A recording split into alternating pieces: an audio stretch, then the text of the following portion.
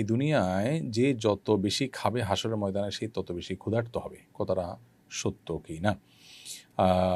এই মর্মে মুসনাদে বাজ্জার একটি হাদিস রয়েছে।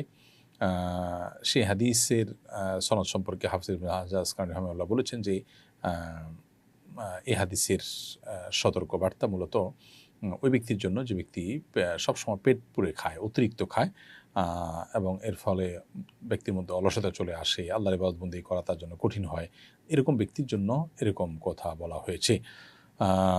মাঝে মধ্যে বা কখনো কখনো পেট পুরে বা তৃপ্তি সহকারে খেলে সেটা মৌলিকভাবে নিষিদ্ধ কোনো বিষয় নেই। হাদিসের ভাষ্যটা হলো সালমান ফারসি রাদিয়াল্লাহু তাআলা থেকে বর্ণিত।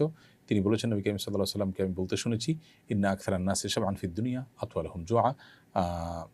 দুনিয়াতে যারা সবচেয়ে বেশি পেট পুরে খায়, পরিতৃপ্ত হয়ে খায়, তারা আপনার আতওয়ালুহুম জুআন ফিল আখিরাত, তারা আখিরাতে সবচেয়ে বেশি ক্ষুধার্ত থাকবে, সবচেয়ে দীর্ঘ সময় ক্ষুধার্ত থাকবে।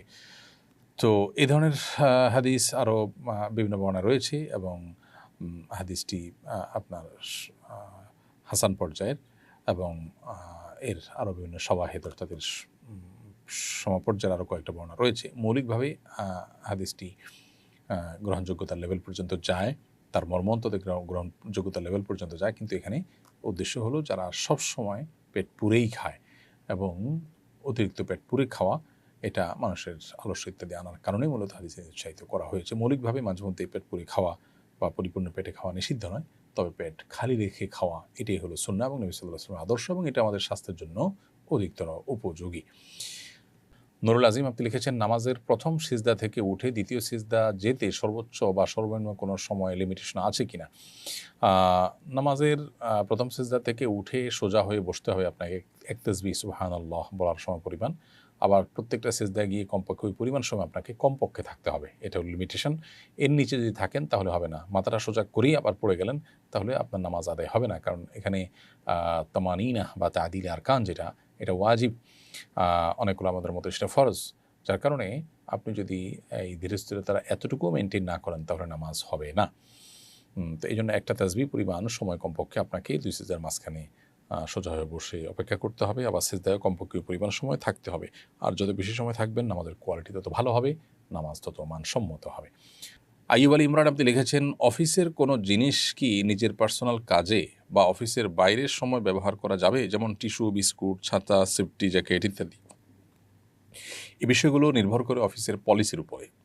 অফিস কর্তৃপক্ষ যে পলিসি নির্ধারণ করবেন সেটা মেনে চলতে হবে।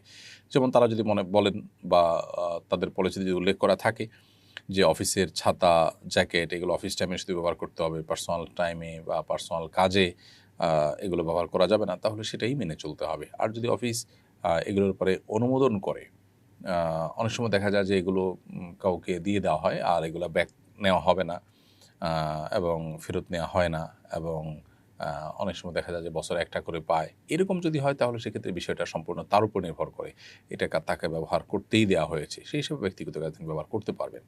আর টিস্যু, বিস্কিট এই জাতীয় যে জিনিসগুলো আছে, এই জিনিসগুলো অফিস টাইমের বাইরে আপনি ব্যবহার করছেন, সেটা আসলে বেশিরভাগ ক্ষেত্রেই নিজের বিবেককে জিজ্ঞাসা করলেই এর উত্তর পাওয়া যায় যে আসলে আপনি কি কাজটা সঠিক করছেন কিনা।